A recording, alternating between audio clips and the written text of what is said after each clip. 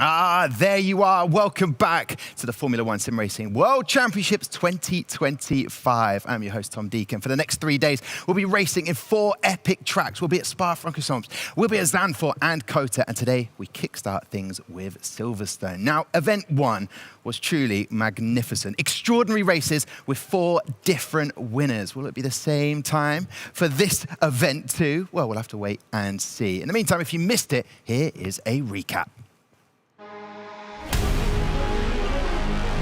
Are back. It is time for a new season of F1 sim racing. Alex, remember when we used to commentate, we thought, 2 laps of action, that's an absolute thriller. What is going on this year? I was pretty much sure I was going to overtake him, as DRS is very powerful. I was on younger tires as well.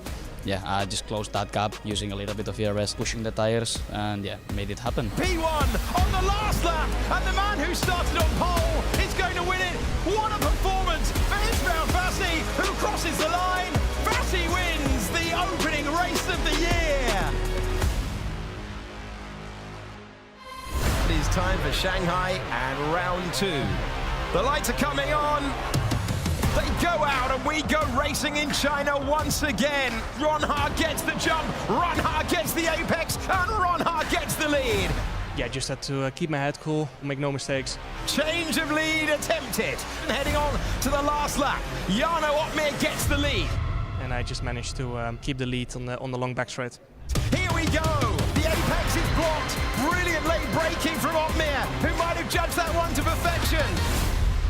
3, 4, 5 red lights in Bahrain. Here we go. Faster. Pookie is right there in second place. Is that going to be Pookie round the outside for the lead? Look at this move. Will Rodman be able to hang on? The answer's no. I think there was 4 or 5 times I was quite scared I'm going to get taken out or something. The top 3 are almost glued together. Are we interested in another 3-wide moment? Always side by side, so many actions. Faster, harder, higher, go. It could have been anyone's race, but Barry Bowman crosses the line. Well, it felt amazing. It didn't really feel like a win. It felt like I am back.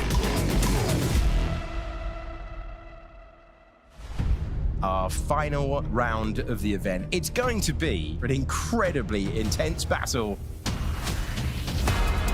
And this is incredible. We've got no idea who's going to take this one. 3 wide going down towards turn 1. Lawrence got there. Lawrence got the lead. The race was intense. Lots of battling. I was a lot higher winged than everyone else, so it was quite tight between the top pack. Lawrence is absolutely in the pound seats to win this one. He does not learn. The man does not learn. It's unbelievable, man. Yeah, it's unbelievable. Good luck, Jake. Collecting other cars, massive accident. Here was a big crash behind, so that helped me a little bit, but yeah, it's very, very nerve-wracking one.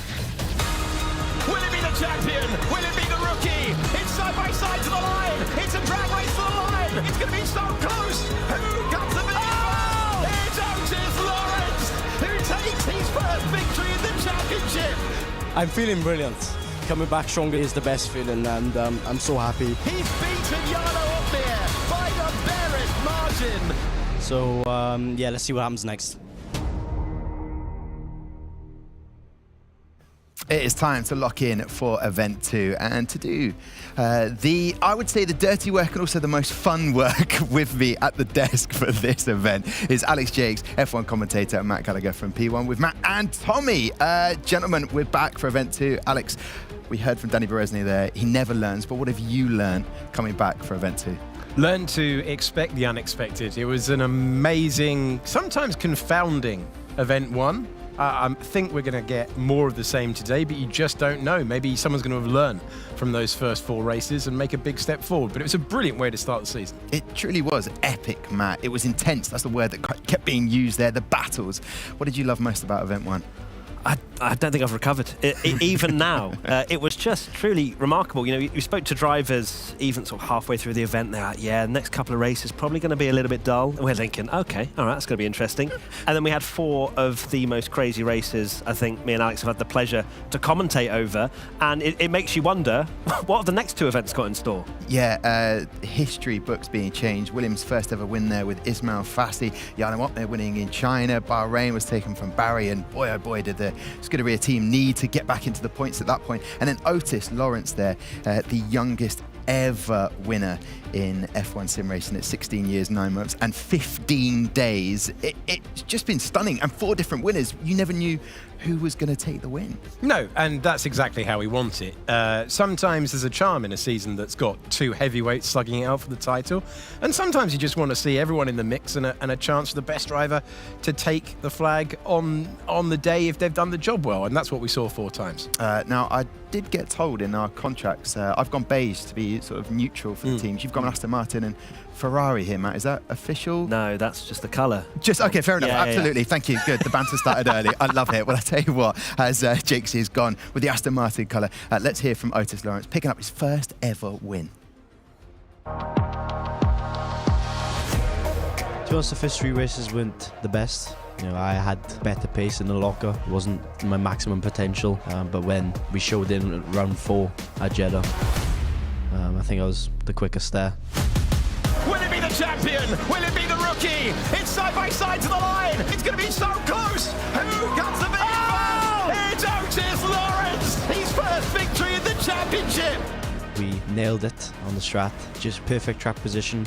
I had the tyres as well to overtake. My wings were high enough. I could get really close and brake very late. Lawrence got there. Lawrence got the lead. Which won me that race against Jarno, and I think we nailed it. So we've got to try and carry it on for the next 4 rounds. I'm going to try and get 4 race wins in a row. Unrealistic, but you know, as long as I get very good points, that's the main thing. Definitely making a name for himself already. His rookie season, Otis Lawrence, 16 years, 9 months and 15 days, as I said. And what a way to come into your rookie season. Yeah. And it was a commanding sort of abilities he's shown in all the 4 races, but getting across that line, beating Jarno Opmeer, truly magical moment for him. Yeah, to have a lot of time to think about it as well. He would have known that he was in that box seat, if you like, but to know that it's going to go on to the last lap and to have time to think about it. He said, didn't he, at this desk that he began, the heart rate came up, he began to sweat a little bit, and to then pull it off as well, brilliant. Yeah. And it shows that he's here to stay. Now, I have got it on official authority and information that his dad will not be, he's not here in Sweden, so will not be joining him on the desk again, Matt. But it was a truly special moment where like parents have been there through the dedication, the professionalism that these drivers have to be able to share that moment. It was a touching moment for both of them. Oh, truly special, you know, and of course all the time that Otis has put into this, he's got the reward for that. And I'm sure there's been conversations over the years of him playing the F1 game. No, I promise you, Dad, this is actually something I can make of myself. And now he's a winner in this championship. And you can see here in the drivers' standings as well, he's very much a title contender. Ismail Fassi, first driver to get 3 poles in the first 4 rounds of any competition in F1 sim racing. So he has set a benchmark. Jarno Opmeer said that obviously event 1 felt like a horrible event for him, but yet he's still second in the driver's standings. There is a lazy argument, and I'm going to use that phrase, that the old guard are on the way out. But what do you make of that, Alex? Thomas, so lazy. It is lazy, but that's why I wanted to discuss it. I would have thought we would have expected best of you. No, obviously we're getting new names at the front, but that's the nice thing about this championship. That's the nice thing about any sporting competition. The old guard come in, they set standards, then there are new pretenders, and they have to improve, they have to answer it. At the moment, Opmeer's been able to roll with the punches, but it's great to see new names up there. And the Mercedes, currently top of the constructor standards, they have Danny Berezny, who is the old guard. It was a lazy sort of analysis, which can be argued for and against. You've got Otis Lawrence winning, Ismail Fassi in his 2nd season, but yet Danny Berezny is still delivering an amazing addition for this season for them. Yeah, I mean, the old guard, of course, have the experience, but to turn up season after season to put in the same amount of effort as the likes of Otis Lawrence, for example, it's difficult. You know, you have to love it. That's how you get improvements. Yeah. So to see, you know, Danny Berezny back to his true self is awesome to see. Mercedes at the top, even though we've been talking about these 4 different winners, Mercedes are the ones that have crept in and are leading the constructors. Well, your current champion, to talk about this, is on 1 point, and that's Freddie Rasmussen. And I think his name has not been mentioned enough. There's not been enough respect put on his name. He is the current world champion. Yeah. And things haven't gone his way. Event 2 comes along. He's the only driver to win at all 4 of these tracks. This is the moment for him to come out of nowhere. Yeah, if he was going to design an event 2 to respond to only having 1 point at this stage of his title defence, it would look like this. Past performance, no guarantee of future success. All right, let's have a look at that event schedule then. This is what is coming your way for the next 3 days. We start, as I mentioned, at Silverstone with qualifying, and then we'll be back for the race at 21 Central Eastern European time. Then back Wednesday for Spa-Francorchamps and also Zandvoort, and then we'll close out event 2 with the Circuit of the Americas. Out of those 4 tracks, Matt, which one are you sort of most eagerly looking forward to commentating on? I love Kota. I think Kota's a fantastic track and somewhat even sort of not regarded as one of the absolute best tracks on the calendar. I think it certainly is. I think we'll see some great racing with these guys, but also Silverstone. It's the home circuit. It's something that I've always loved to drive around in the game as well. Clearly not as fast as these guys, but I think it will provide a very close qualifying and also some great racing as well. Okay, I was just having a little giggle because you mentioned about China being like the best ever on China back no in number 2010. one records around this one. Okay, all right. Well, I'll tell you what, that's where we're racing. We are racing at Silverstone.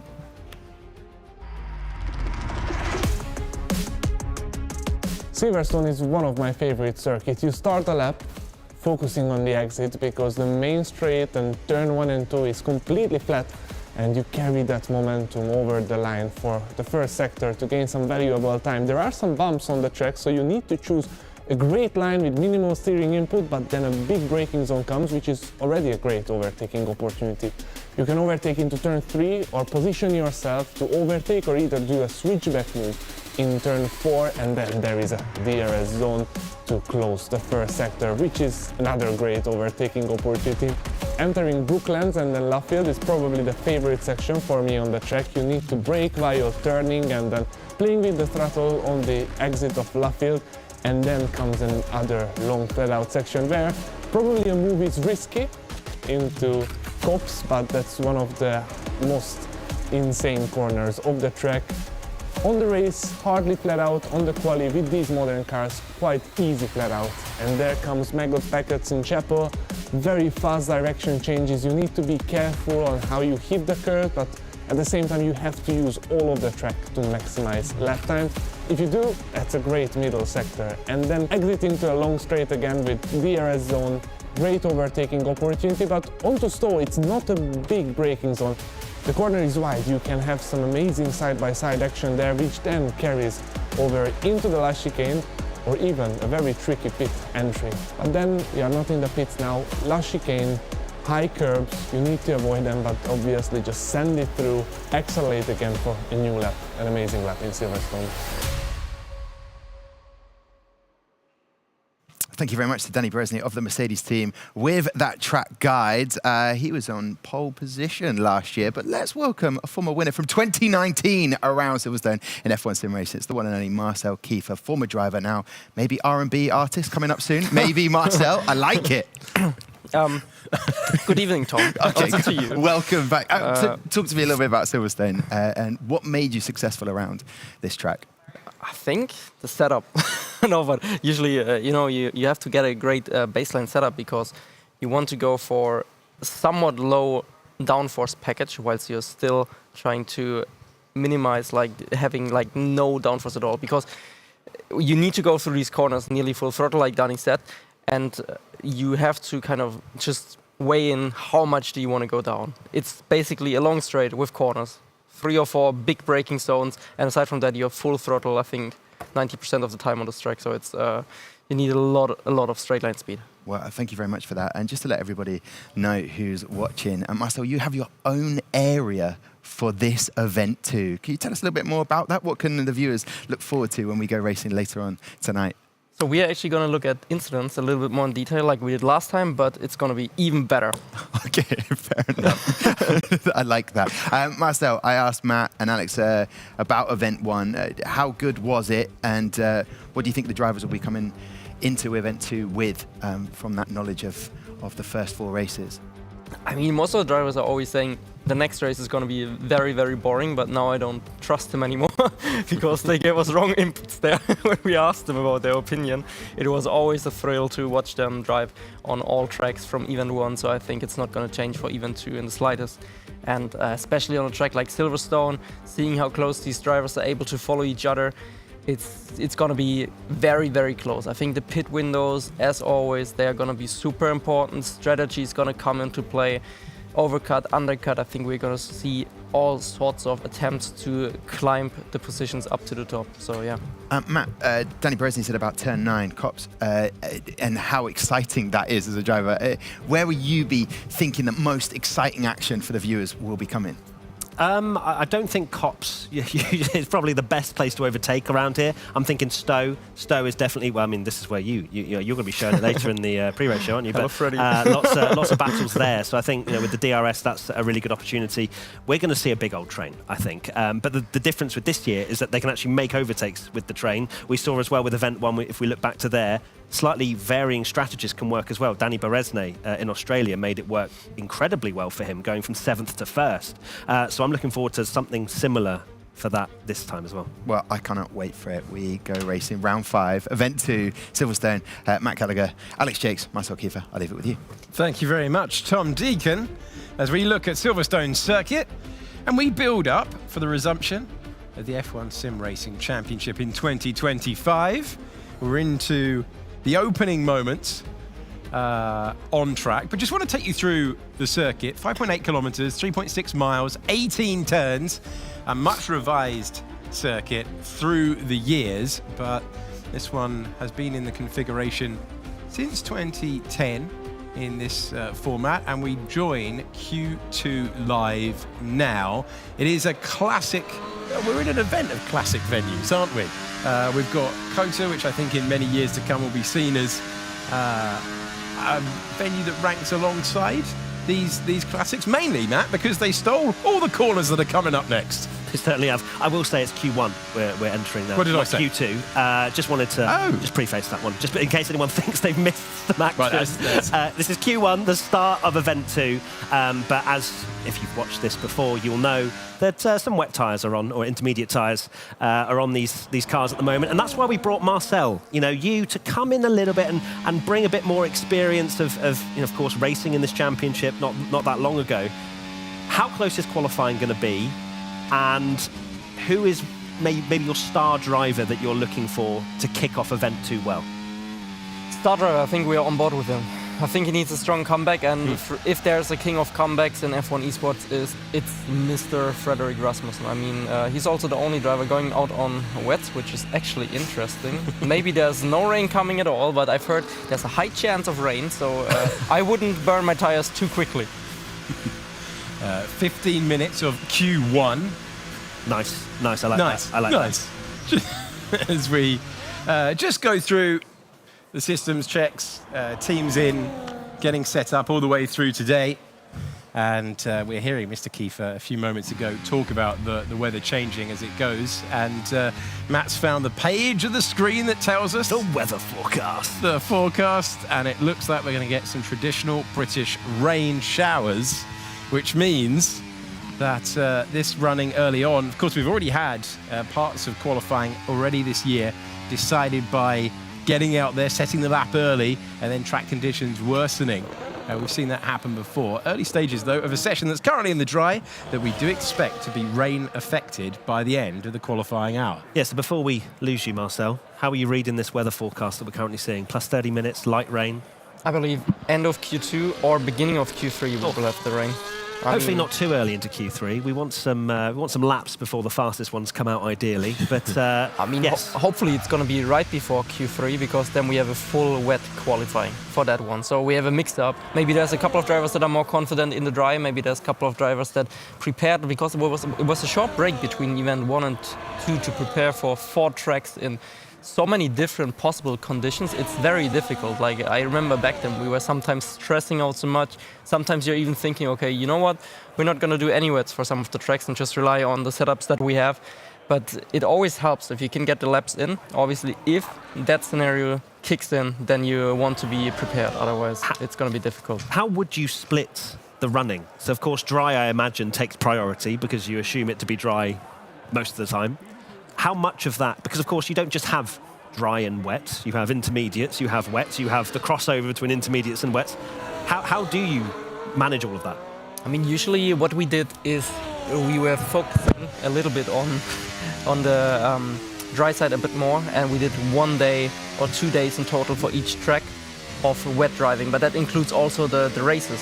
So we need to get the tire data done, how much they wear down in a race and on each different compounds. And sometimes we are also doing a transition, so we fix the weather to go from wet to intermediate to dry, or from intermediate to dry. All these kind of scenarios, we want to get it done in one day and then focus again on the most likely scenario, which is probably going to be a dry racing. Tell you what, exciting, Alex. We've got some red wall tyres. We're actually effectively into the important part of the session. Now, Q1 in previous years has been a bit of a box-ticking exercise, not in 2025. We have seen so many big names fall early on, and of course, when you've got the expected DRS train to come later on around a high-speed circuit such as this one, it really is a race ruiner if you can't find yourself to the top 10 shootout, something that Danny Brezne has been enjoying. A return to form, you have to say. Basically slipped back in the middle years, came back, re-established himself, and this year he's been a contender all the way through. His different strategy really providing an intriguing story from the very start of this 2025 season. Danny Brezne is ahead of Jake Benham, who gets the nod again. So the driver that we didn't see until Jeddah in the championship finds himself continuing for Mercedes. They're assessing who runs on a case-by-case basis as Fassi finds himself to the top of the timing page, something he hadn't managed until the start of this season, but something that he managed in 3 of the 4 races so far. Thomas Ronhar's gone quicker than him, 11 minutes to go. That's a driver we need to speak about, Thomas Ronhar. You know, despite there being 4 different winners in the first event, he wasn't one of them. Despite being there in the mix, had a few moments, obviously Jeddah being an incredibly controversial one with how that ended with Danny Brezne. But you do wonder, was there a little debrief after event 1 of Ronhar, look, you've got the pace. Everybody can see that. But it's just the decision-making that was letting him down at moments in the races in event 1. Of course, he's still got the pace. We can see that now, fastest with the 25.4. But I am very intrigued to see how he plays tonight and the rest of event 2, because if he wants to win this championship, he can't be getting involved in incidents like he did with Brezne in Jeddah. And of course, in Bahrain as well, he had a very narrow miss there as well. So Ronhar maybe just needs to rein it back just 1%, just 1 or 2%. Yeah, Marcel, when you've had the pace and not quite delivered the result, how important is it to learn the lessons but not overcompensate? Because we've seen so many aggressive moves this year. You can't be cautious in the field, especially when we saw how punchy it got in all 4 races to start this year. I think it also depends on where we are in the season and what position you are in, but I think Thomas needs to calm it down a little bit, maybe for the last few races, in case he would still have a shot at the driver's title, and there's only like a way to win it by only winning. Maybe then you could justify saying he's a bit over-aggressive, and I guess he has to take a couple of risks. But I think in general, you don't want to hold back against this squad of drivers, but you still want to make sure that you are like not exceeding the limit. Like you want to find the right balance. Let's just call it like that.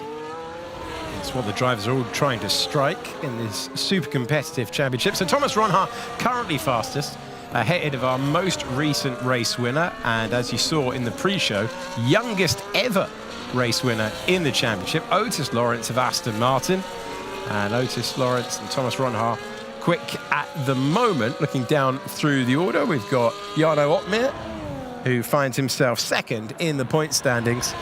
Won't be delighted with that early effort. In 11th at the moment. We've got the soft tyres on the cars, and we're eventually going to get a full picture of everyone and their pace out there. Be intriguing to see whether Ferrari have just a more consistent second event, Matt, having been up, having been down, having had Q1 exits and victories with Barry Boromond. It was a real roller coaster for them, event 1. It really was. Of course, Barry getting that victory, which was huge for his confidence for this championship. But I mean, we saw them arrive at the hotel yesterday, and there was an air of confidence about them. You know, briefly speaking to Barry, some of the team members, they're really hoping to bounce back in this one, and they feel like they can do that. And of course, 4th and 9th at the moment in Q1 is not a bad effort to kick things off.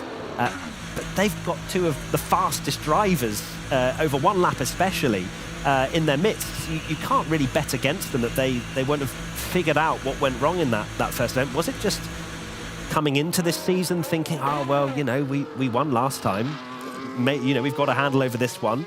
Perhaps a little bit of, I don't know, relaxing, who knows? But they've come out, they know exactly what's on offer now after this first event. And I'll be very interested to see how they bounce back in this one. But you know, Buremand and Longuet, they are rapid. So they're just going to have to... Longuet's going to have to get pole positions. Now, that's the thing he's known for in qualifying. Put that there, you're almost guaranteeing yourself a top 5. Intriguing to see how he plays these next 4 races that comprise Event 2. Alfie Butcher is the driver you're on board with at the moment, heading into Maggot. P19. And now into Beckett's. Chapel Curve is the left-hander. Got to be careful not to extend that part of the circuit, lean on the car, taking too much speed through. The performance of these modern Formula 1 cars has meant that Silverstone, which has always been quick, Marcel was telling you in the build-up, such a high percentage of full throttle. It puts the pressure on the heavy braking zones, including this, the Vale chicane. And now 1 corner to go. And that looks a minor moment, but when you consider the field is going to be very, very close, you cannot afford for that moment of correction. And Butcher finds himself in 13th. Yeah, that was a costly mistake for Butcher there. Would have lost him a 10th at least. And you think about this championship, he's probably up there in the top 5 with that lap. But now he's under a bit of pressure. McLaren were running in the window there with both of their drivers, leaving it a little bit later before they do their first runs, Marcel. What did you think of that?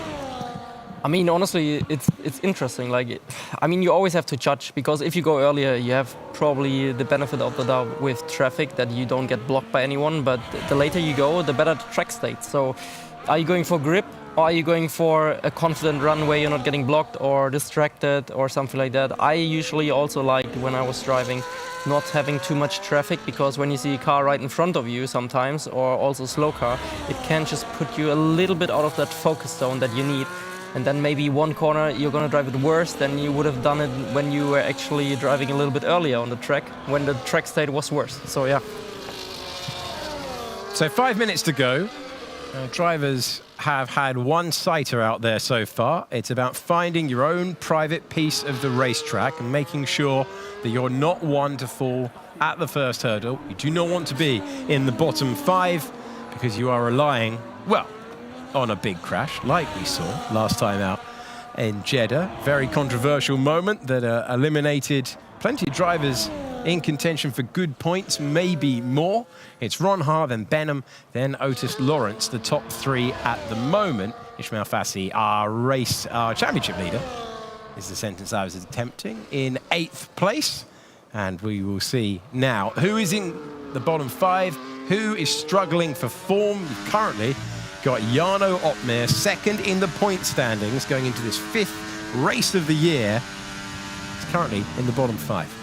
With 4.5 minutes to go, interesting that, you know, with that amount of session time, as Donoso really gets up on the curb there, trying to get the rotation of the car, that both the Mercedes drivers of Benham and Berezne have already done their 2nd laps. So you would imagine they're hoping that that's good enough, as we now watch the straight towards Stowe corner, the Red Bull chucking it in there. Don't see too much of the rear sliding around this track, Marcel. Maybe a couple of times, but nowhere near the same as some others.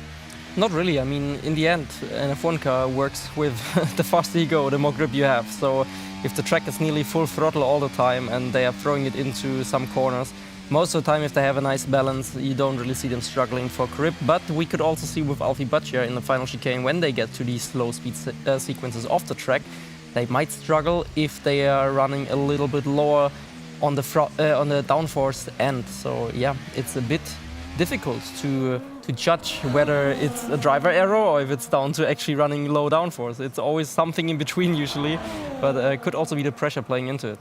We've got Jarno Opmeer. We rode on board with him as he moved up to 5th place. It now puts Alfie Butcher down into the bottom 5, along with Carrington, Lee, Tormala and Donoso, who we were on board with, but no time on the board means that he has invalidated his lap for Aston Martin. 3 minutes to go. Ron Hart at the top. We've got a McLaren of Alfie Butcher in the drop zone. We've got a multiple champion Brendan Lee in the drop zone. And Alvaro Carretón has been a driver who's put it on the front row in the past. he will be hoping to try and match at least his teammate and championship leader, Fassi. It's always the driver you are compared to first. And we are just seeing on my timing page, the theoretical best out there is about a 10th fastest, just to give you a reference of if one driver is dominating the session at the moment, or whether there are 3 different drivers providing the best sector times all the way around the lap. Well, speaking about time being lost, potentially for some of these drivers, it was interesting speaking to John Evans at Ferrari and Wilson Hughes at McLaren. They said it would be a 0.5 as the cutoff, and I'm looking at a 0.5, and only the top 8 have managed to achieve that. So it's interesting to see that teams' expectations compared to what they're actually able to deliver on the day with the lights and cameras on you can vary by a 10th or 2, which is fair. They're human, right? But yeah, it's interesting to compare data and expectation to what is actually unfolding before our eyes.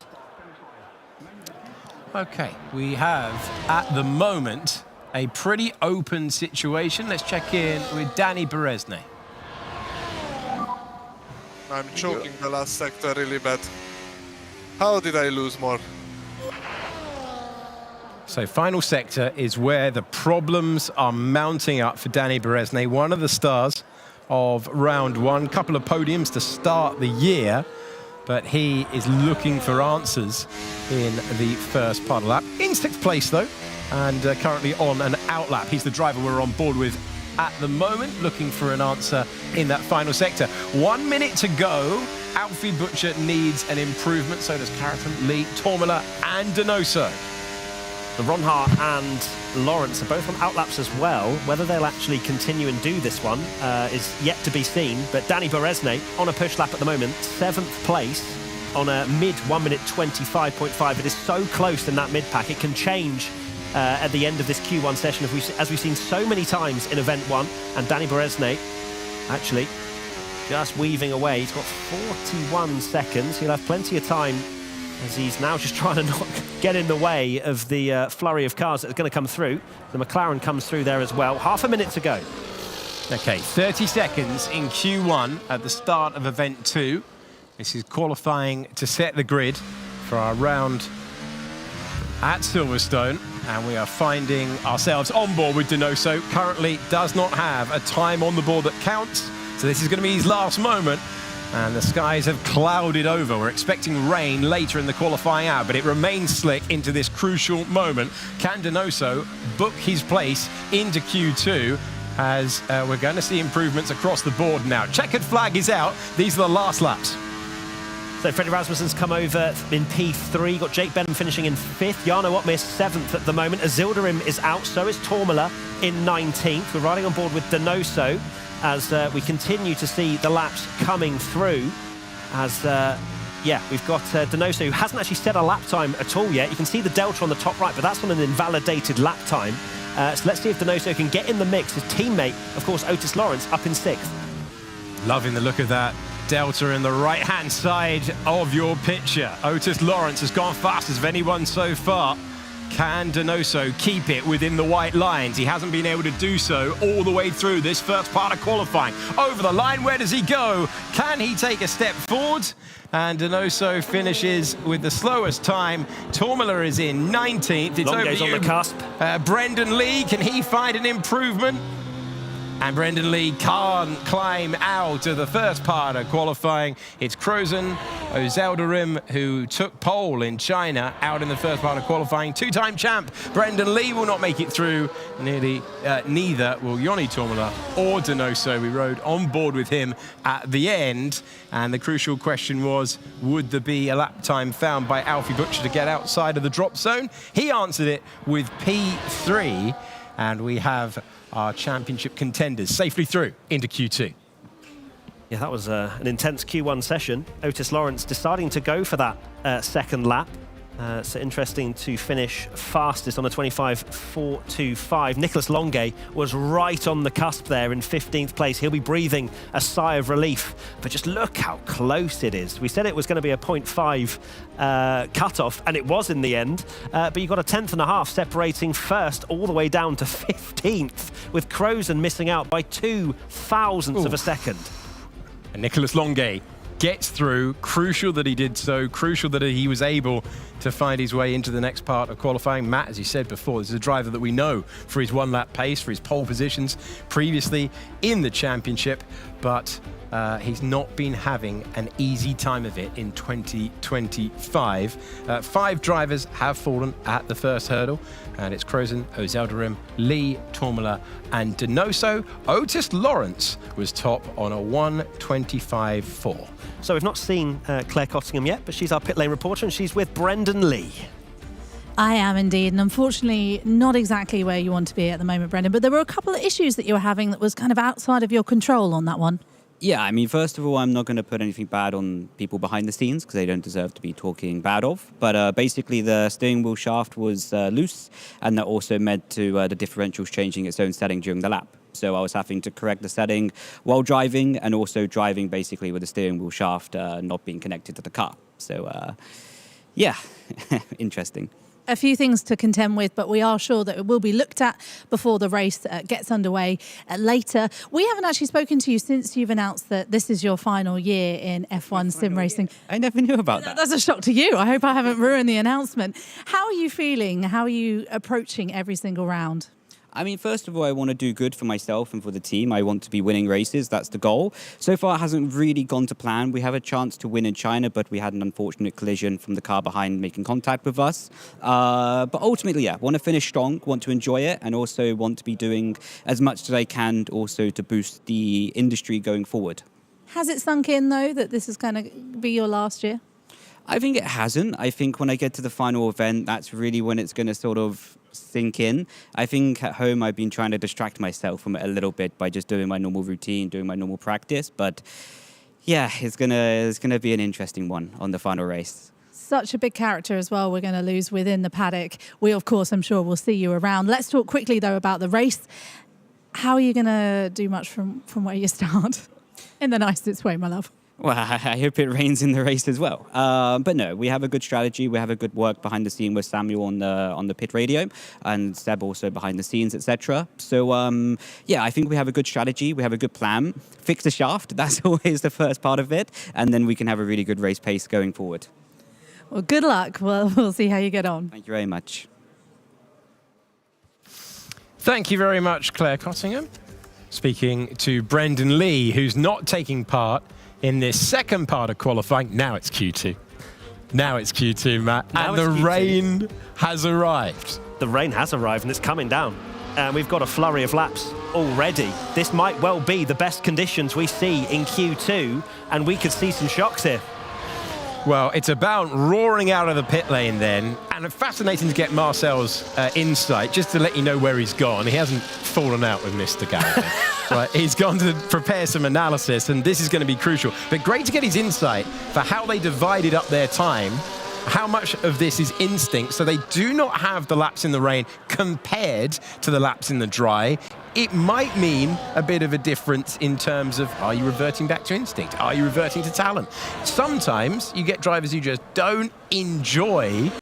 Now, that's interesting. Drivers that don't enjoy the weather, and some that really do enjoy any opportunity for a little bit slower speed, a little bit looser at the back. Matt, we've got a split in tyres. That's what I was just If that graphic is accurate, yeah. And I don't think the graphics department would do that to us. If that's accurate, we've got slicks out there, we've got inters out there, and the rain is coming down, so this is the lap to perform. But if you're on the wrong tyre, can you perform? Well, this is, the lap. So some of the drivers have actually got Ronhar and Caraton coming into the pits now. So perhaps they've decided this was not the right decision. So yeah, the drivers that have gone out on the softs don't have grip. They decided to give it a go, see if there was any, but look how much it's coming down. So this will be interesting to see if we do have the best conditions now, then these inter-runners are going to have an advantage. Yeah, if it continues down, that's so interesting that it was between the two. So they're working in real time with their teams. The setup is here in the arena, in the studio. They're in constant conversation, but there was a judgment call to be made. Sometimes the appearance of a trackside camera cannot be accurate to the track conditions, but it did look like heavy rain, Matt, when we cut to it. And we're now on board with Josh Edu He is really throwing the lock of that steering wheel as he makes his way into Brooklyn's corner. It's one thing to be on the right tyre, you've still got to deliver in precarious conditions, and one mistake, you could be out of the condition window. You might be not able to set your lap time at the crucial moment, track at the best condition at the moment. We've gone from dry to wet. This is the time where if you get it right, you can book your place into Q3. If you get it wrong, you might have no right of reply. This is when the drivers earn their dollar, for sure. This is when you can practice all you want, but the conditions change. So they're having to learn as they are doing these laps. And Josh Edu is one of the drivers that made the right call on these intermediates immediately. I noticed Ferrari and McLaren were both teams that went for the wrong decision and tried the soft tyres. Josh Edu is going to be one of the first drivers over the line.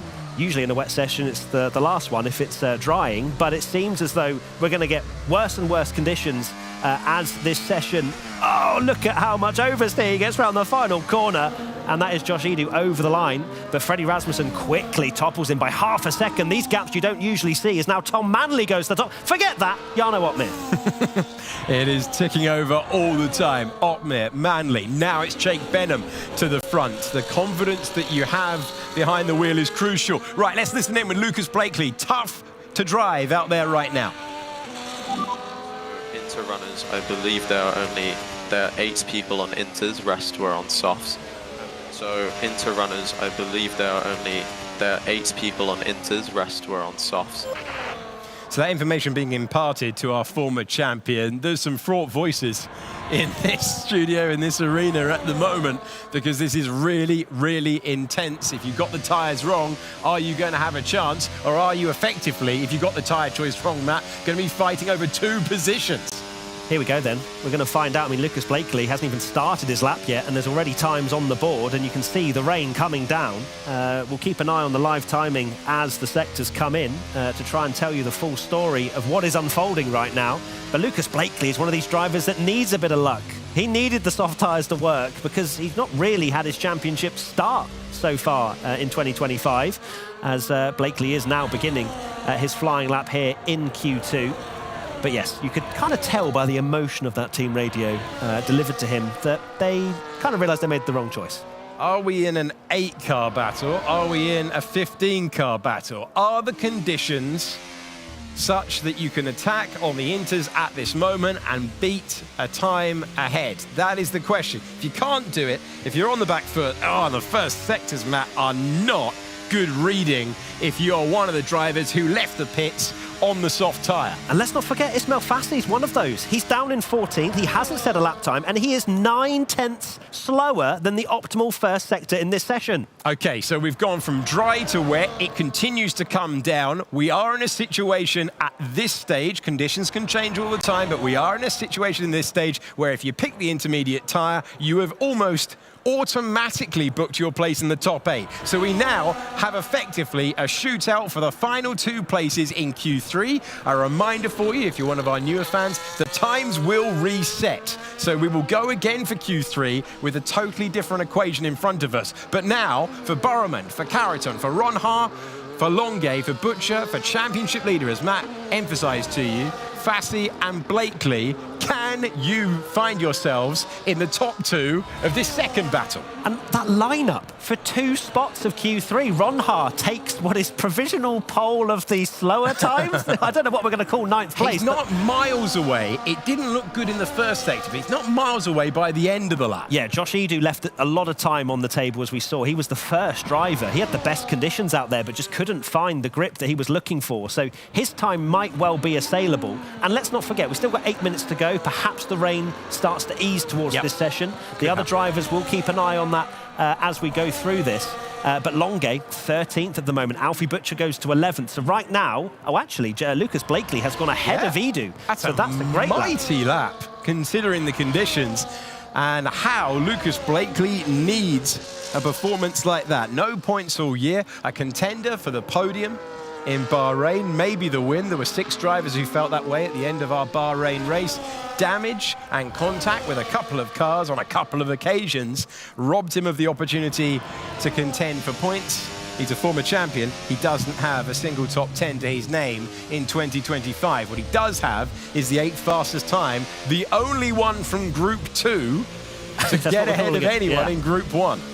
That's what we're calling it now, and I think it's well, it's a good job actually that we did have not everybody go on the right tyre, or like 11, because then this would be slightly pointless running. But we do have spots up for grabs for Q3, and yeah, Blakely, fantastic job there as we see Alvaro Carreton come into the pits, 13th for him.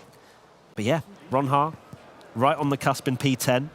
Is there still going to be time to be had in these next 6 minutes or so as they put on another fresh set of intermediates, put as little fuel in as possible, and hope that the conditions are good enough to get yourself in the mix? Are they static?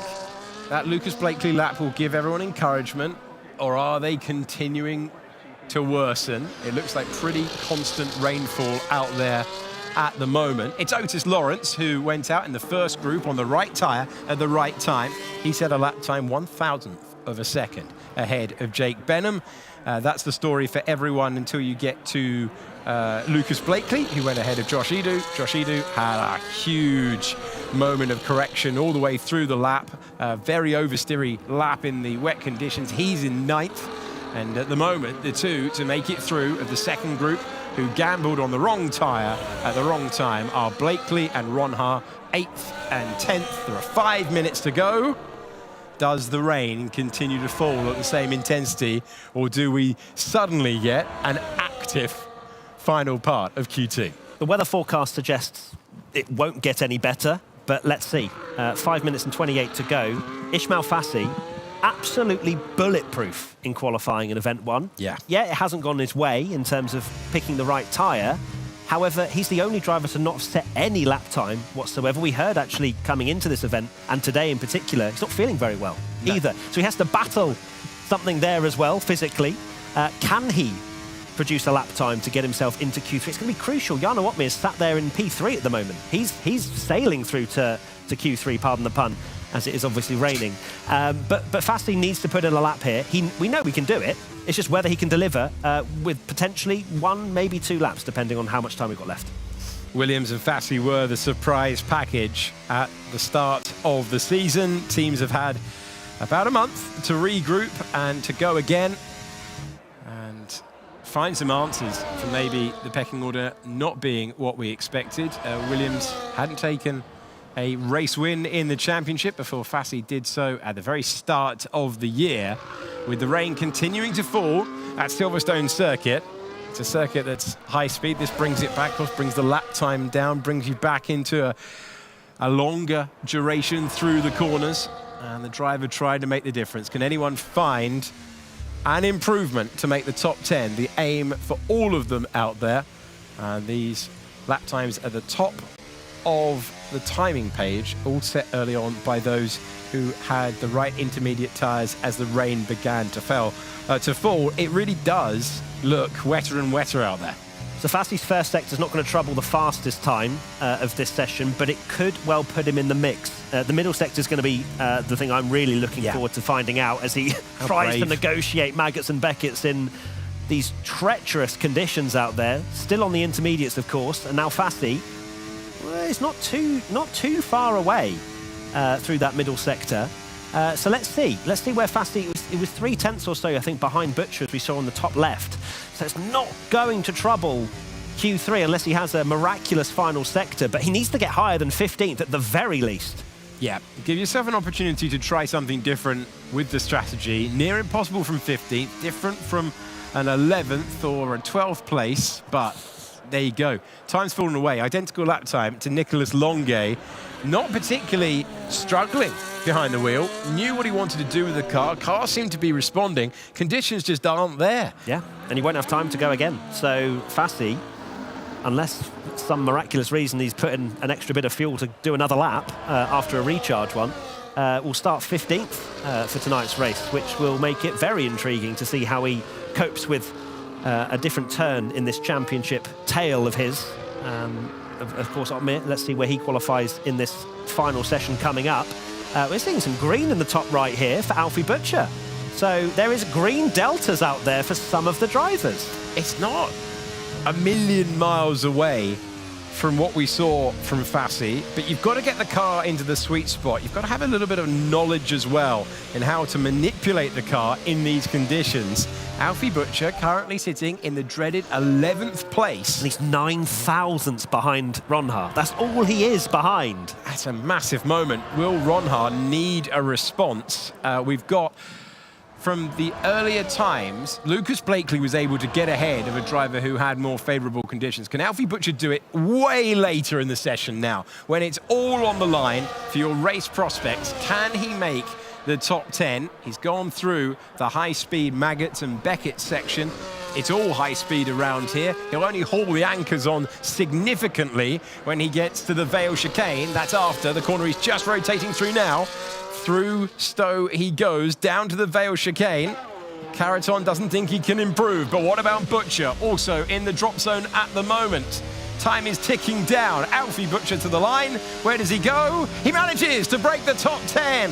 That's a superb lap if you consider the conditions we're in.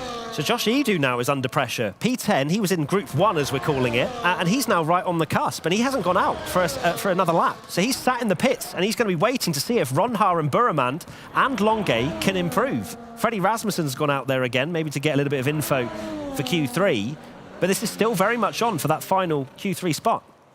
There's third turn on the racetrack. Currently resembles a pond. Silverstone down there, village corner, and we make our way onto the Wellington Straight, and Otis Lawrence had the fastest time, and only the McLarens have had a wet setup that has allowed the drivers to attack going forward, and just seeing if anyone else has got a sector time that's going to worry anyone. I don't think so. Let's check in with the Ferrari man.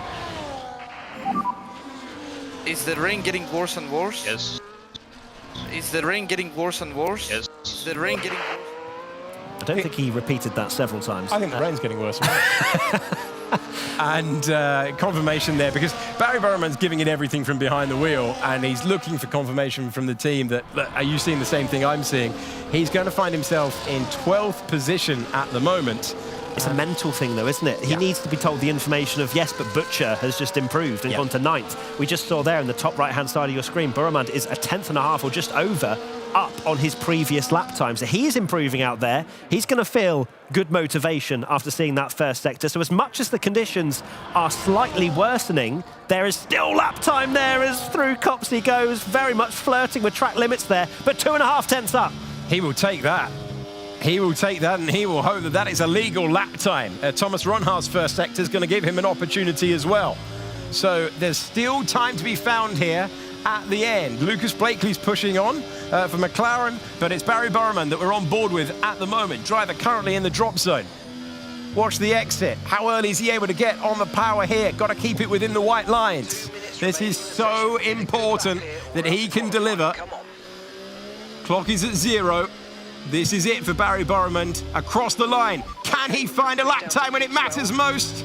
And he manages to get to 10th. He manages to get there. And then Lucas Blakely is in 10th position. Barry Burman in 11th. Alfie Butcher looked to have done enough when it mattered. But Nicholas Longay has delivered in the other Ferrari. He's fought his way through. Ronhaar has got there as well. And there was an opportunity to improve at the end. Yeah, the conditions, despite, you know, what we heard, it was getting worse and it still looks pretty difficult out there. The time was able to be found. Yeah, Longay in 9th, Ronhaar in 8th with a 34.8, which was not far from those first laps that we saw from the likes of Freddie Rasmussen, Tamas Gal, Danny Beresne. So yeah, the one driver I'm kind of mystified as to why they didn't go out again is Josh Edu in Alpine. They just sat in the garage thinking conditions aren't going to get worse, and now he's starting 13th for tonight's race. Barry Burman, Alfie Butcher, Josh Edu, Alvaro Caraton, and our championship leader, Ismail Fassi, out in the second part of qualifying. And it will be Lawrence Benham, Otmir, Manley, Beresne, Gal, Rasmussen, Ronhaar, who had to find a last gasp lap there, found himself in 11th heading into the final part of the session. Then Longay and Lucas Blakely are contenders for pole position in Q3. Now, I'm interested to hear this one. Claire Cottingham is with Ismail Fassi. The championship leader, of course, alongside me. It was so impressive the last time out, how many pole positions you managed to pick up, 3. Of course, this is not where you want to be going out before the final part of qualifying. Can you just talk me through what happened? Well, I think it's a mix of bad timing. We were unlucky at the end as well because it showed us that it wasn't gonna stop raining. There was a dry line at the end of the session, so we just finished a lap like 5 minutes before quali was ended up, and yeah, I don't know what to say, to be honest. Just things that happen. So yeah, I'm still confident that we can get a lot of places, we can score many points, but starting P15 is not what you want when you come back from event 1. Well, exactly, but there is a positive that Silverstone is a very good track to overtake on. It is. Always it is in this game. So yeah, looking forward to the race. It's a long championship, so yeah, we will see. It is a long championship. Good luck for the race. Thank you. Thank you very much to Claire, getting the thoughts of our still championship leader. And it's time for Q3 then. This has been a Silverstone session, once again interrupted by the rain. And is the rain going to come down enough to get us into a debate, Matt, between inters and wets? It's certainly very, very intense there. Improvements at the end on the intermediate tyre, but this is a condition that the drivers won't have put the same number of hours in compared to the dry. Absolutely not. I'm no meteorologist, but I can read a weather forecast that tells me numbers. And it is saying to me that these are the worst conditions that we're going to get, and it's going to ease up as we head through Q3. Nice. So this will be interesting. This is kind of what we want, right? We want to see an improving track, an ever-improving track, and it will be last across the line. That's how I'm reading it. Let's see, because of course we didn't expect the track right at the end of Q2 to be able to produce the lap time. And you can see here on the dry line. Yeah, there is a dry line at the moment. Whether that stays, we'll have to wait and see. Well, we could swing back the other way. The track could be drying out. You spoke earlier on about sometimes you get the sessions where you want to be the last one over the line. This could be one of those. The nice thing about it, because we've got this dynamic weather situation in play, the driver's just going to have to deliver in every condition. It's going to be a little bit bittersweet, isn't it? If you can find a great lap time in the wet, then it dries up and you find you haven't quite got the same balance in the dry. But in the wet, in the dry, someone's got to step forward and take our 5th pole of the year. You're looking at the first action in Q3. A dry line is developing around the circuit. Certainly is. We're taking a look at Tamas Gal. Or a slightly wet line, slightly less wet line. Yeah, less wet, less pondy than it was in Q2. Tamas Gal and Haas in general have been very impressive in qualifying. They've not really been able to convert that same potential for the race. But Gal, once again, in Q3, what can he manage in that Haas car? As we ride on board with him. I like this, right? I love riding on board in these mixed conditions, watching the best drivers in the world have to combat unknown conditions as they enter each corner. Yeah, great to see. It's where the driver can make a massive difference. Got to keep it within the drying line, or the best track conditions at the moment. It is going to be about a wheel's width away. You can do that on the straight. You can't do that through the corners at high speed without taking a little bit of a wiggle that's going to cost you lap time, it's going to cost you positions, unless it dries up. And even if it does dry up, it's going to have to dry up significantly. Outlaps for Otmir, Manley and Berezne. Tamas Gal is out there again. He's the driver who scored a point in Saudi Arabia. Last time out, a 10th place. Haas have been in the mix a couple of times. They were in the mix in China for a while, and they'll be hoping to add to their points tally. Just a single point on the board for the American team so far this year. Riding well with Otis Lawrence, the youngest ever F1 sim racing winner. And you can see the intensity in his eyes as he combats the Silverstone circuit, trying desperately to get on the accelerator. You can't take too much, otherwise you light up the rear tyres and time will disappear. Into Cops we go now. Off-board camera as we now check to see what Gal is able to put on the board as the first lap time in Q3. It's a 1:33.6, so much quicker than what we have been seeing. Lucas Blakely easily eclipses that with a 32.9. Is this where the ex-champion kickstarts his campaign? Lucas, incredibly impressive in Q2 with those wet laps. Are these the conditions where he thrives? Good opening effort for Lucas Blakely. Better first sector for Otis Lawrence, though, and better second sector as well. If you can keep it together, this time is going to be good enough to take provisional pole on the evidence of the first two sectors of the lap. One corner to go, out of club, across the line. Aston Martin man is currently the fastest driver. It's a 32.7. Some still very big hitters to come our way. And we've got Freddie Rasmussen, the reigning champion, on an outlap. Jake Benham is pushing on. Danny Beresnay, his teammate, currently P4. He would have hoped for slightly better because that's gone awry on that lap. Yeah, over 3 seconds slower for Danny Beresnay, so he's made a big error in the middle sector, it appears. So Beresnay, well, that will be 10th for him unless somebody gets an invalidated lap.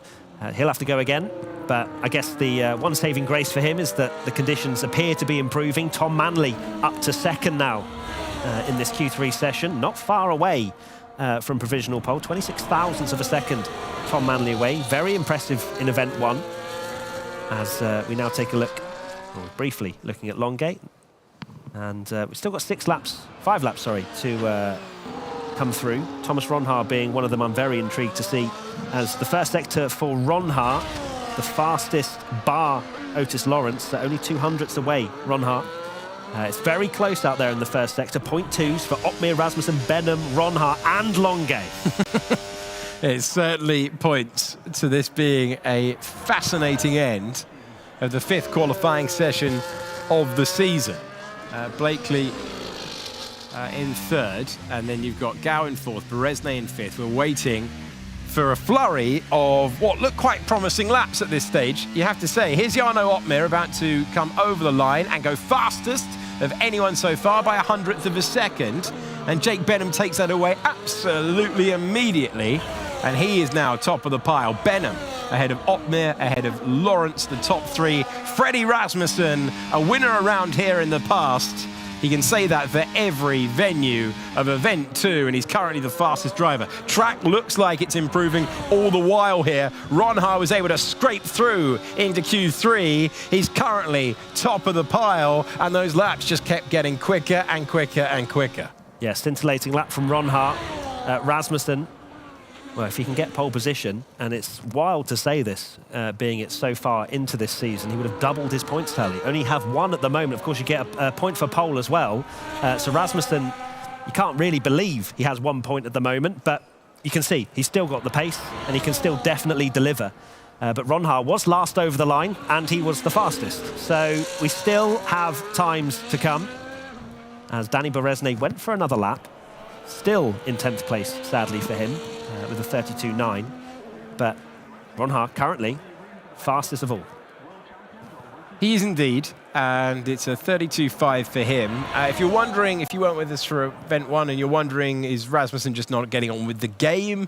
Sometimes you see former champions struggle in that regard. Rasmussen should have way more than 1 point. He was in a really good position to contend in the opening race of the year in Australia, fell away on the last lap after contact, and then since then the event really unravelled for him.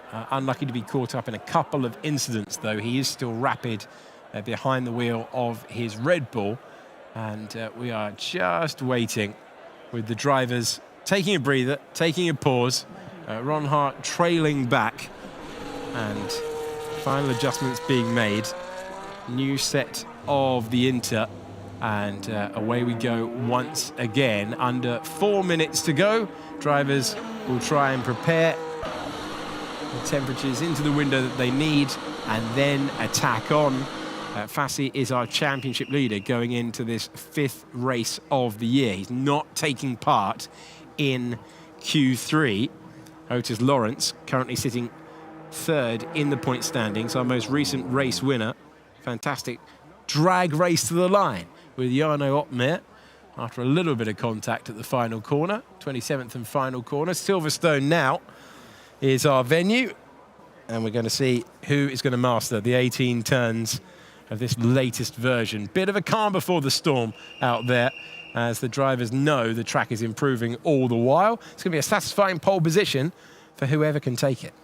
This is going to be really interesting because you can see there's no rain coming down. It is drying now between, well, 3 minutes left of the session. So how do the teams play this? You want to be last over the line, but you also want a lap because everybody's going to want exactly the same thing. Yeah. Do you go early to make sure you get a bit of clean track? Well, we've got a driver there, a McLaren, coming out of the pits of Lucas Blakely, I believe. So Lucas Blakely's blinking first, going for the clear track. Is that going to be the right decision? Yeah, it can be the difference between him remaining in 9th or him taking pole position. If there's a mistake, if there's an issue, if the drivers are held up. I think the drivers are going to be ultra cautious about that, though. No one wants an impeding penalty around Silverstone circuit. There are some circuits where you can roll the dice, you can try something different with the strategy. This is so high speed, you really do suffer horribly towards the end. We've seen tactical moves towards the last lap, with Freddie Rasmussen taking victory in the end. But oh, hold on a second. Sorry, Alex. I've just got excited. Soft tyres for Otis Lawrence. But not for Lucas Blakely. Yeah. Okay, so watch the tyre graphic now at this stage as the drivers go on their outlap.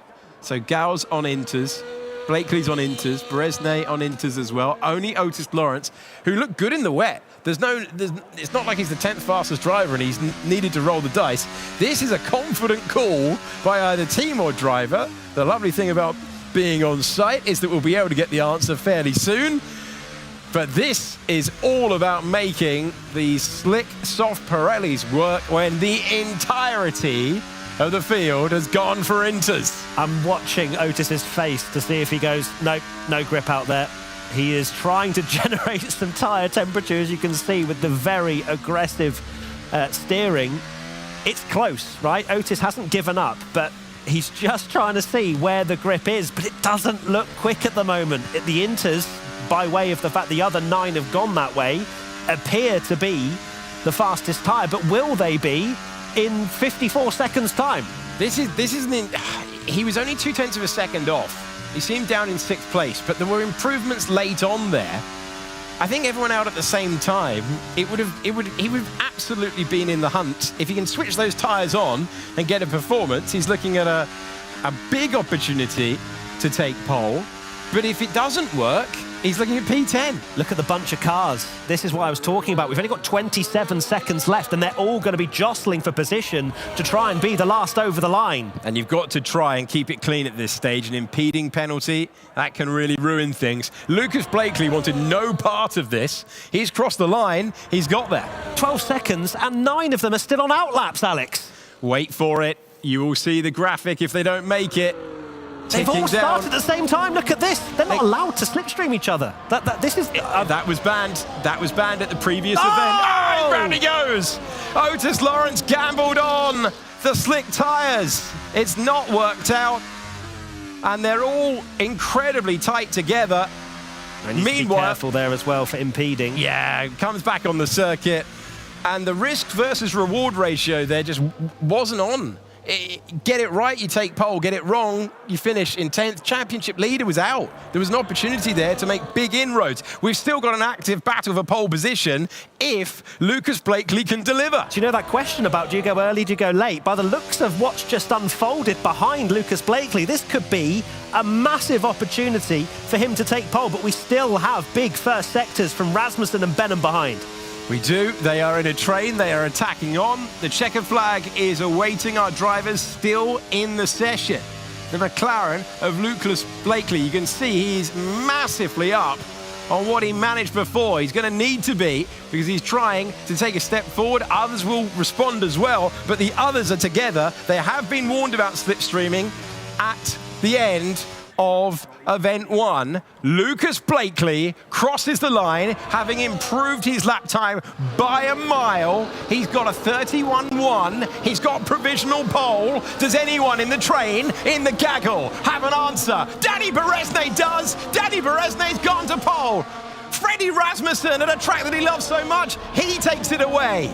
Rasmussen, Beresnay, then Blakely, then Manley, then Benham, Ronha, Opmeer, second in the points going into this Q3 session. Longay is in 8th, and it's Gal and Otis Lawrence who gambled on the soft tyre. The train contained a carriage that made it all the way to pole position. Freddie Rasmussen, only 1 point in the championship until this moment. Make that 2 provisionally. He's taken pole at Silverstone. He certainly has, Freddie Rasmussen.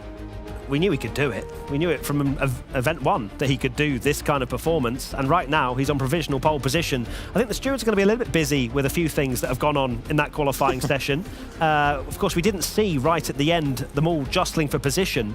But of course, they will submit onboards and all kinds of stuff. All the teams will be fighting their corner. Well, are McLaren going to say, hold on, you told us we couldn't slipstream? Yeah. And they'll all argue, hold on, well, if it's backed up, what can we do? Yeah, exactly, yeah. So that is going to be a really contentious call because it's going to decide our grid. As it stands, Freddie Rasmussen, Danny Beresne, Lucas Blakely, then Tom Manley and Jake Benham, your top 5. Thomas Ronhaar ahead of Jarno Opmeer, and then Nicholas Longuet, Thomas Gal and Otis Lawrence. Great effort gambling.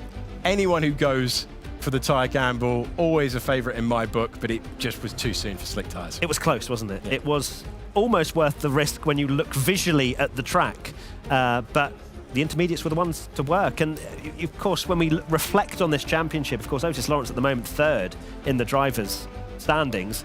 Is it worth the gamble? Yeah. He was 0.2 of a second away. He'd set that time earlier than the drivers who had gone slightly later in the sequence. Track was improving all the time. You saw how much it improved by the end. That was get it right, get pole, get it wrong, P10. I think if you gave them the chance again, they might go, all right, there's nothing wrong with 6th place. But we'll have to ask them, we'll find out. It added a really intriguing narrative to what was a topsy-turvy session of wet, of dry, of really wet, of increasingly drying track, and Freddie Rasmussen's back on top. Gentlemen, expertly done there to Alex Yates, Matt Gallagher, and to Marcel Kiefer, who is now left. Wow, never a dull moment in F1 sim racing. Blink and you will miss a development, and boy, oh boy, did that qualifying session do just that. So the qualifying has set the grid and the return of the form that we expect of a world champion, and that is Freddie Rasmussen sitting on pole. Matt, we said he would need to do something, and he's done just that. He's answered the critics, many would say.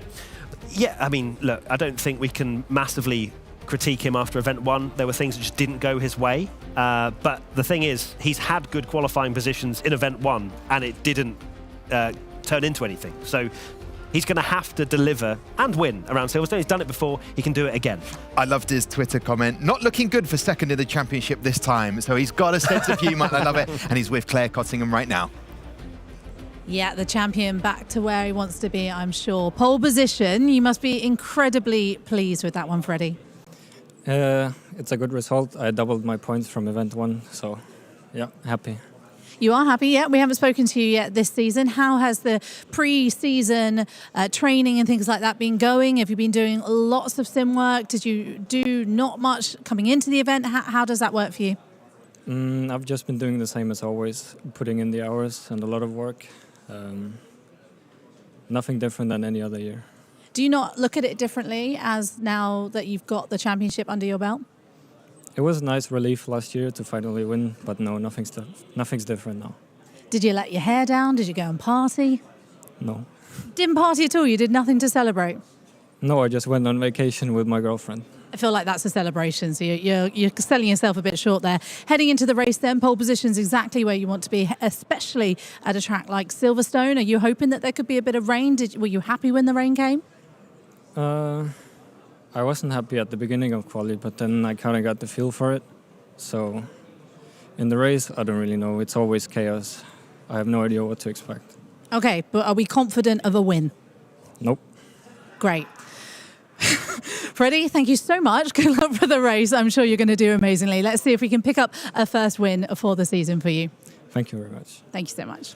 Not only a fantastic driver and a world champ, he scored more points than any other F1 sim racing driver. He's got full-time bants. I love it. I would love more of a conversation with Freddie because it's just laugh a minute. He's got a good sense of humour, and the fact that he even started by "I've doubled my points." Yeah. That shows the frustration he's had and how he's overcome it now. He's our Kimi Räikkönen, isn't he? He's not changing for anyone. It doesn't matter. That sounds a great way to celebrate a title, going on holiday to me. He needs that, though, because it's a wide-open championship. We're getting huge swings in momentum. And, yeah, that can change his year.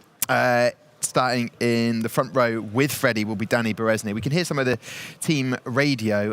We remember turn our attention back to Jeddah and how it all went wrong for him, and he was very upset by the incident with him and Thomas Ronhaar. But great driver. It seems like the form's come back so much so for Danny Berezny this year, Matt. It has, and Mercedes in general, right? They're 2nd and 5th, I think, on the grid. They are the Constructors' Championship leaders at the moment. They are just very quietly going about their business. And they've got 3 drivers as well. Pookie's on the sidelines, and yet he was right there in Event 1 as well. Mercedes are looking incredibly strong. You know, there's chaos everywhere, there's different pole sitters, but they keep delivering. Yeah, and interesting enough, Pookie had scored a fantastic amount of points, quite a hefty sum, and in the Drivers' Championship looked like, well, surely he'll come back and race at Silverstone. But no, Jake Benham does it, and I guess in that sense that we saw the prize pool earlier on, that's where the money is, that's where they're going to attack it as a team. Yeah. I'm sure the drivers are not delighted about it. I'm sure that they both feel, I mean, Pookie's 4th in the standings coming into this after 4 races. I'm sure he would have loved to go. But Mercedes have decided that's how they're going to deploy their fighters for this year. And at the moment, they're top of the championship. That means the most to them. Hey, if it's not broke, don't try and fix it. So this is the team radio from Danny Berezny that we can hear right now.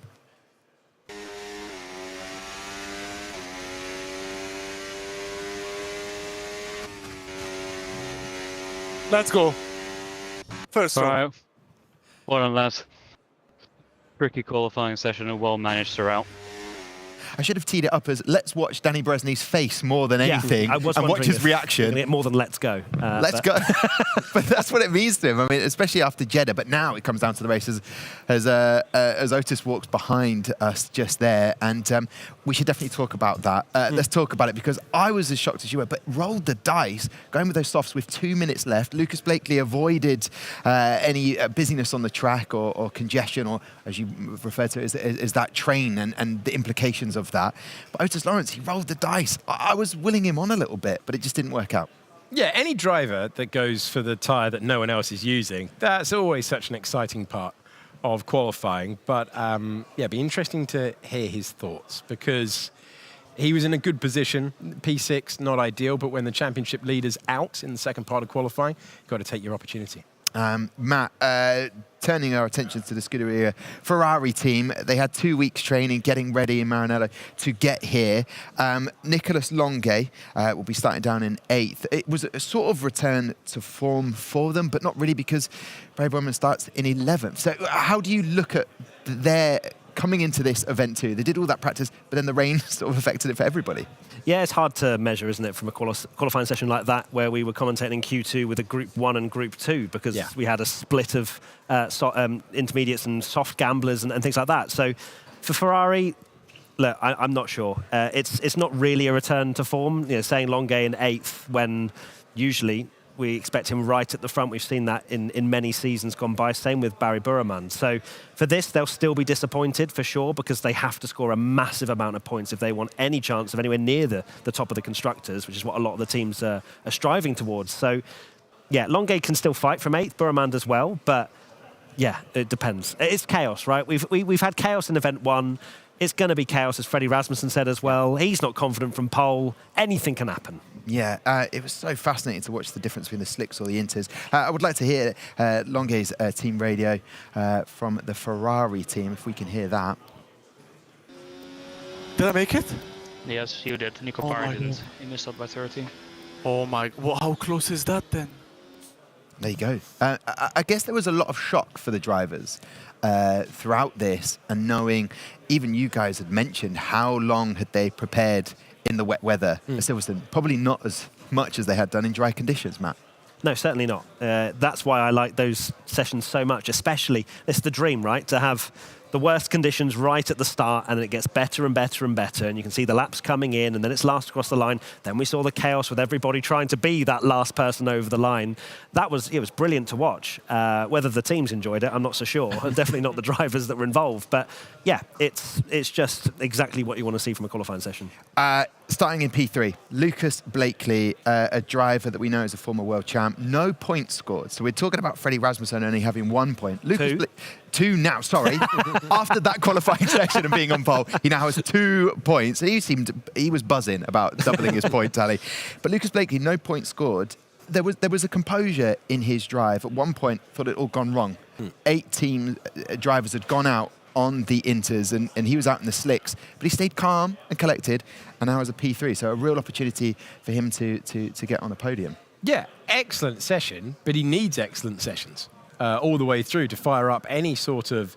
He's just looking to win races and then just to build momentum, because we've been talking about the chaos, we've been talking about the upsets, but he should have points on the board. Certainly after Bahrain, he should have had at least 15 points on the board in that race. Yeah, he said it's after event 1, not the event he wanted, a roller coaster of 4 races, dedicated and worked so hard for this event, and I think that's every team. And then they've come into event 2. It's not the quiet, calm start that the drivers would have wanted, all the teams, because they're being a debrief now, thinking, what on earth? We've done so much practice. Yeah. You even said almost a month has passed. Yeah. And you get to this stage now, Matt. There's never a dull moment, is there, in sim racing? That's the beauty of the championship. They all practice relentlessly. They all have their data and this, that, and the other, and we can achieve this. But you've got to do it in these qualifying sessions right here, right now. And that's why we see upsets. That's why we see new stars that have put in more hours than everybody else come through.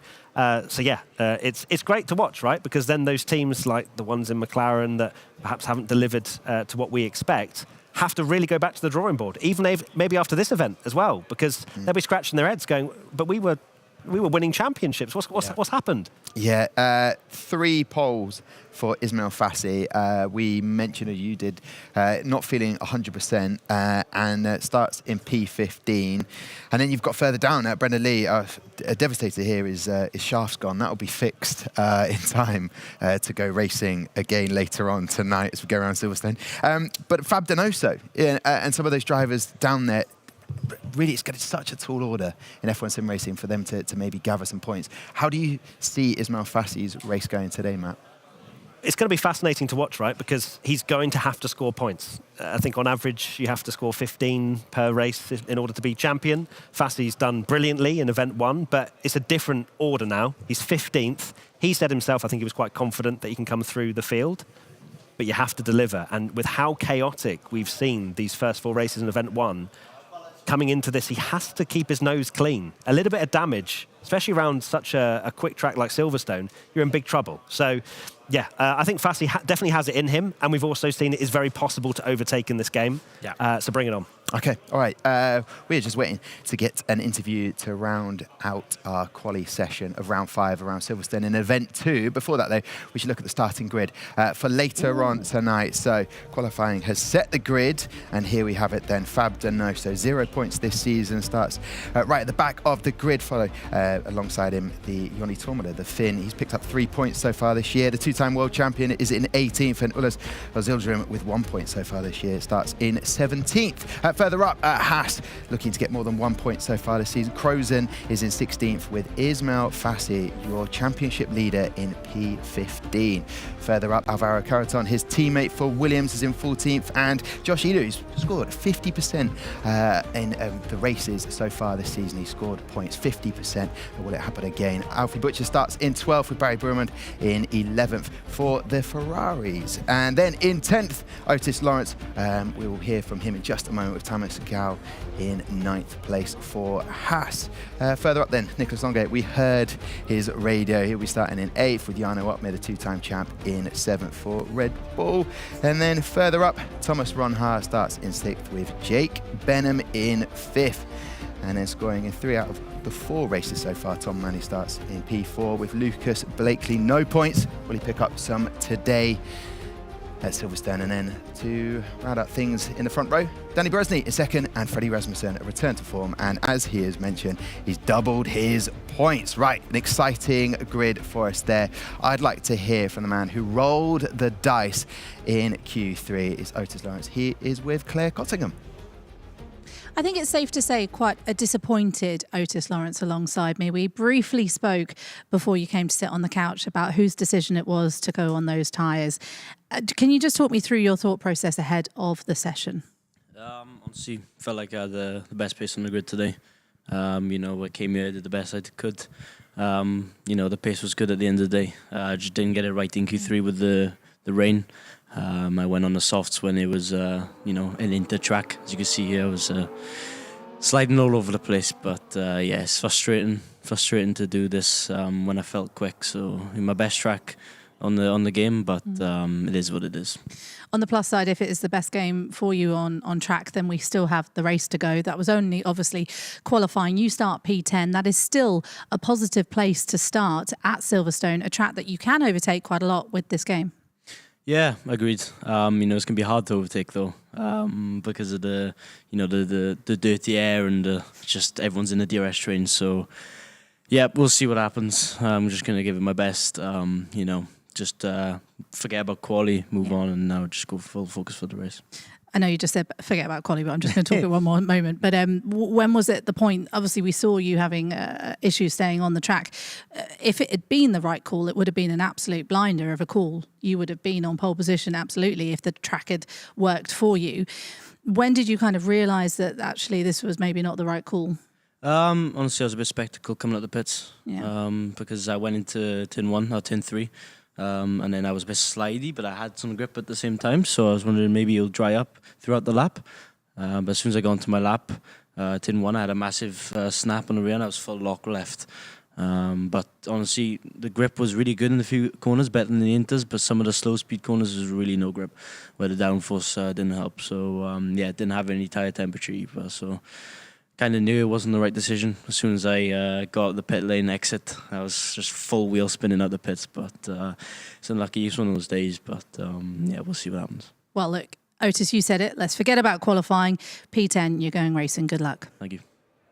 Thank you very much, Claire, and to Otis. Let's forget about qualifying. I feel that's a great sentiment because we are going to take a sort of short break before we come back at 2100 CET to go racing. But I like to see that in a driver. He's frustrated, even though, he gambled. He went under team orders, tried something different, and it didn't work out. I like that in a championship like this. Yeah, I mean, you could tell it was the wrong decision from his body language and the fact that it's his best circuit. Sometimes it works for you and it's great. I just think the risk versus reward ratio is way off there. Turning a P6 into a P10, maybe it would have been pole, but he would have still been in that battle for pole with the inter tyre on the car. It happens. He's 16. He'll learn and he can go full attack for the race. Yeah, I want to see maybe more of that than maybe Otis say team orders. No, I'll do what I want to do, Otis Lawrence style. Matt, what will you do in the break time before we come back to go racing at Silverstone? Hit us with it. Probably have a second dinner. Okay, fair enough. Absolutely. I suggest you do exactly the same. So we'll come back to go racing for round 5 around Silverstone at 2100 CET. Thank you very much for watching. But just to remind you, Freddie Rasmussen is in pole position. We'll see you at 2100.